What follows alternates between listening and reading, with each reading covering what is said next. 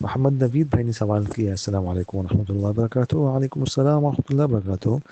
کیا فرماتے ہیں علماء کرام اس مسئلے کے بارے میں کہ ہمارے گھر کے سامنے کتے بچے بھوک پیاس کی وجہ سے بلبلا رہے تھے، تو میں نے ان کے لیے ایک جھونپڑی سے بنائی بارش وغیرہ سے حفاظت کے لیے، اور ان کو ٹائم پر کھانے وغیرہ کو بھی کھانا وغیرہ بھی دیتا رہا۔ اب وہ بڑے ہو گئے ہیں اور مجھے خطرہ بھی ہے کہ وہ راستے میں جانے والوں کو نقصان پہنچا سکتے ہیں، تو کیا ان کو کہیں دور جوڑا جا سکتا ہے؟ اور دوسرا مسئلہ ہے کہ ان کا لعاب پاؤں اور کپڑوں کو بھی لگ جاتا ہے، تو کیا اس کا دھونا ضروری ہوتا ہے؟ ہاں بالکل، اگر خطرہ کہ نقصان پہنچائیں گے تو دور کسی علاقے میں چھوڑ دیا جائے، کر سکتے ہیں۔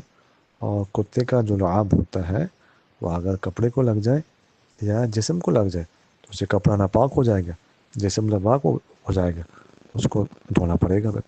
جزاکم اللہ خیر۔